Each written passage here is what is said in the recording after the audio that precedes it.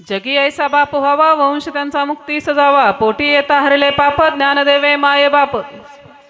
मुळी बाप होता ज्ञानी, तरीच आम्ही लागलो ध्यानी, तुका म्हणे मी पोटीचे बाळ. बेस दे थोडा. माझी ब्रह्मीची पूर्वाव्याळ. प्रस्तुत प्राप्त प्रसंगी कीर्तन रूपी सेवे करता निवडलेला अभंग घेतलेला अभंग. जगदवंदनीय जगद्गुरु वैराग्याचे महामेरू संत शिरोमणीचे भगवंतच लाडके भक्त असणारे आदर्श पिताश्री कसे असावेत याच्यावरती विवेचन करणारा आणि 4 चरणाचा सोप्या भाषेतला अभंग आहे. आज एका पिताश्रीला अखेरचा निरोप देण्यासाठी तुम्ही आम्ही सर्वजण एकत्र जमलेलो आहोत, बरोबर की नाही? पण डोक्यातला एक भ्रम काढून टाकायचा. आज बरीच लोक त्यांना कोण मामा म्हणायचं, कोण अण्णा म्हणायचं, बरोबर का नाही? आपण अण्णांना अखेरचा निरोप देण्यासाठी इथं जमलेलो आहोत, हा डोक्यात भ्रम आहे आपला. पण लक्षात ठेवायचं, आज तिथं अण्णांचा फोटो आहे, पण एक दिवस असा असणार आहे तिथं आपला फोटो असणार आहे आणि इथं दुसरी मंडळी बसणार आहेत. जायचं का नाही आपल्याला एक दिवस? जगाचा निरोप घ्यायचा आहे का नाही घ्यायचं? म्हणून कोणत्या धुंदीत जगायचं नाही, कोणत्या मस्तीत जगायचं नाही. माझा लय मोठा सातबारा आहे, लय मोठी बिल्डिंग आहे, मी लय मोठं पद आहे, कुणी खात नाही. तुमचं पद आणि तुमचा पैसा आणि तुमची बिल्डिंग आणि तुमच्या पशी भगवंताच्या दरबारात गेल्यास नंतर तुमचं पद आणि तुमचा सातबारा आणि तुमची बिल्डिंग आणि तुमची गाडी पाहिलं जात नाही. तो विषय फक्त इथं, आणि इथं बी कोण कोणाला कमी आहे? अजिबात नाही. म्हणून भारी देह भगवंताने आपल्याला दिलाय का नाही दिला? ज्या देहाचं मोल ठरू शकत नाही असा एक नंबर आणि अनमोल असा देह भगवंताने आम्हाला दिला. ज्याच्यासाठी दिला त्यासाठी वापराय काय हरकत आहे? आता माझ्यासारखं माणूस आहे, मी कोळगाववरून तुमच्याकडे आले. श्रीगोंदा तालुक्यातलं कोळगाव नाही बरं का, आमच्या शिरूर तालुक्यात कोळगाव आहे. सिस्टीमवालं शिरूर तालुका, तिकडं आमचं नाव शेजारी कोळगाव नावाचं एक छोटंसं गाव आहे. आम्ही कोळगाववरून तुमच्या इकडं दौंडला आलो. कोळगाववरून दौंडला आलो कशासाठी? कीर्तन करण्यासाठी. बरं, इथं न येता पलीकडच्या चौकात जर आम्ही थांबलो असतो 1-2 तास, आप्पांचा फोन येत होता, महाराज कुठं? म्हणलं वडगाव. म्हणलं कुठं? म्हणलं मांडवगण. पुन्हा फोन कुठं? म्हणलं तुमच्या गावात. म्हणलं या ना इकडं. म्हणलं नाही, चौकात 4-2 जण भेटले, थोडं देवाचा विषय सांगतोय. आहो म्हणल्या सगळी मंडळी आलेत, मंडप टाकलाय, सिस्टमवाला आलंय, सगळं भारी नियोजन केलंय, तुम्ही या ना 10 ते 12. मी म्हणलं मला 12 वाजतील. तुम्ही काय म्हणता? काय म्हणता? येऊच नका, हे की नाही? बावळट दिसते म्हणतात ना. का? ज्याच्यासाठी आलो ते न करणे चुकी, बरोबर? बोलतो व्हायचं बरं का, नुसतं तोंडाकडे बघायचं नाही. मी सांगायला आमच्या इकडे वडात झाडाला वांगी लागतात. तुम्ही असं बसलं मग म्हणणार ना मी काही बी सांगणार. मग तुम्ही म्हणता महाराज सांगतो म्हणलं असेल बाबा कदाचित. ऐका, वडाच्या बिडाला झाडाला वांगी नाही लागत, वांगी लागण्यासाठी वांग्याचं झाड लागतं. मग जे बोलतंय ना माणूस त्याच्याकडे जरा ध्यान द्यायचं. उगं बसायचं म्हणून बसायचं नाही. आता तुम्ही बसलाय म्हणजे काय आवडीन प्रेमाने बसल्यात का? इथं उगं फुलं पडत नाही तोपर्यंत उठता येत नाही, आणि महाराज बंद करत नाही तर हालता येत नाही, अशी तुमची मानसिकता आहे. पण तुम्ही बसलायच ना आता, ऐकतायच ना आता, मग ऐका.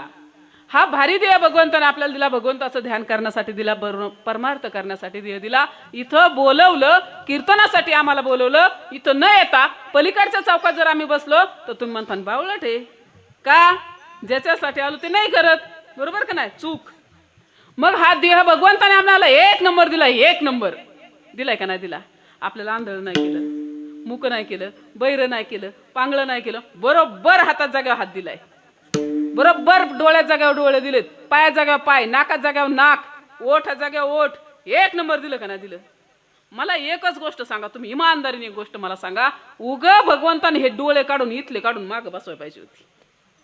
आणि जेवणाचं ताट पुढं, भारी गुलाबजाम, रसगुल्ले, बासुंदी, 1 नंबर साजूक तुपातला शिरा, आणि ताट तुमच्या समोर मांडले. डोळे कुठे आहेत? माग. ताट कुठे? हात कुठे? मला सांगा, हात गुलाबजाम मध्ये जाईल का? खाता येईल का? मग किती काळजी देवाला आपली, हाय का नाही? हाले दिला का नाही भारी दे भगवंता मला? 1 नंबर दिला, 1 नंबर दिला. एक दात पडला, डॉक्टरांच्याकडे गेलो. डॉक्टर 2 दिवस झालं अन्नाचा कण पोटात नाही गेला, पाण्याचा घोट नाही घेतला, ठणूक लागलाय, झोप नाही रातभर. काय दुखतोय? एवढंच आहे, एक दात. 2 दिवस झाला अन्नाचा कण नाही, झोप नाही, लय त्रास होतोय, लय त्रास होतोय. काय करा, काढून टाका आणि दुसरा बसवा. कोण म्हणलं? पेशंट. कोणाला? डॉक्टरला. काय म्हणलं? हा दात काढून टाका आणि दुसरा बसवा. डॉक्टर काय म्हणले? 25,000 लागतील. काय? 25 सोडून 30 घ्या, पण पहिलं क्लिअर करून द्या बाबा. मला एक गोष्ट सांगा, एका दाताची किंमत झाली किती? 30. मग 32 दाताची किंमत झाली किती? दादाश्री किती? हा, तेवढी. मग अख्ख्या शरीराची किंमत झाली किती? इथं कुणालाही मी म्हटलं आता वन टाइम कॅश 5 लाख रुपये देते. वन टाइम कॅश सिरियलच्या नोटा घ्यायच्या किती? 5 लाख. आणि एक डोळा काढून द्यायचा. देईल कुणी? एका डोळ्याची किंमत तुमच्या 5 लाख होऊ शकत नाही. मग अख्ख्या शरीराची किंमत झाली किती? केलं गणित? किती भारी देह दिलं देवाने आपल्याला. त्याच्या बदल्यात आता महत्वाचा पॉइंट आहे का, त्याच्या बदल्यात आपण देवाला काय दिलं? दिलं काही नाही. मग ऐका, आता द्यायचं ना काहीतरी देवाला. काय कमी आहे? षडगुण ऐश्वर्या संपन्न असा भगवंत परमात्मा आहे, त्याला काही कमी नाही. पण तरी सुद्धा एक गोष्ट देवाला आवडते, ती जे आपल्याकडून अपेक्षित आहे. भारी देह भगवंताने आपल्याला दिला, ज्याच्यासाठी देह दिला फक्त त्याच्यासाठी वापरायचा.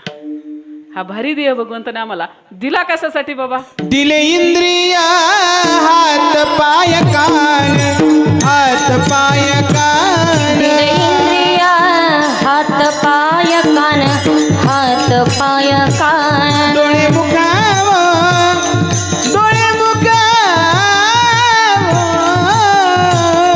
डोळे मुखाव, बोलाया वचन, बोलाया वचन. डोळे मुख हो बोलाया वचन, बोलाया वचन. जेणे तू जोडीसी नारायण, नारायण. थोडीसे नारायण, नारायण. नाचे दिवपन भाव रोगा, नाच दिवपन भवरोग, दिवपन भाव. नाच दिवपन भवरोग. इंद्रिय हात पाय कान, हात पाय कान. इंद्रिय हात पाय कान, हात पाय कान. दिले इंद्रिय हात पाय कान, हात पाय कान. इंद्रिय हात पाय कान, हात पाय कान. दिले इंद्रिय हात पाय कान, डोळे मुख बोलाया वचन. जेणे तू जोडीसी नारायण, नाचे दिवपन भवरोग. काय सांगितलं? दिले इंद्रिय हात पाय कान, डोळे मुख बोलाया वचन. जेणे तू जोडीशी नारायण.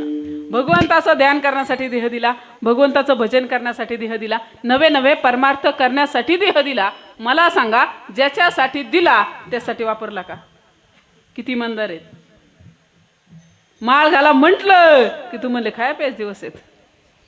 माळ घाला म्हटलं की तू म्हणले बघू नंतर. एवढी काय गडबड आहे? म्हातारपण यायचंय महाराज.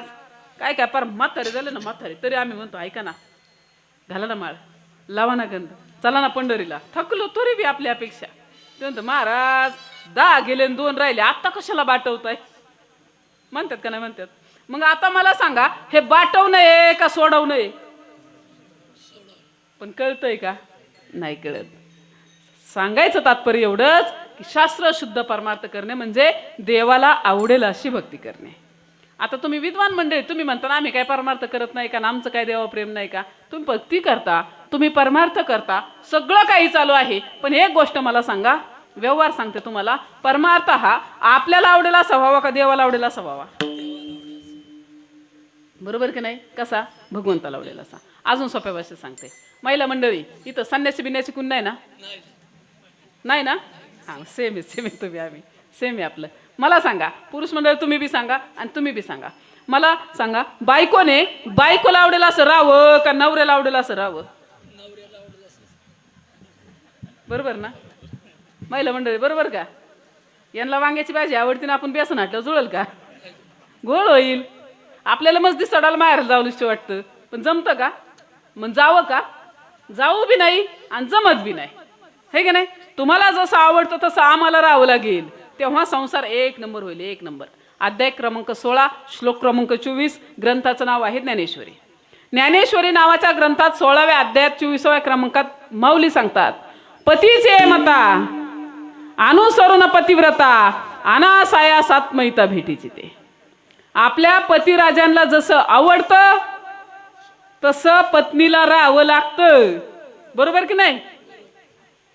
माऊली बोलतात ज्ञानेश्वरीत.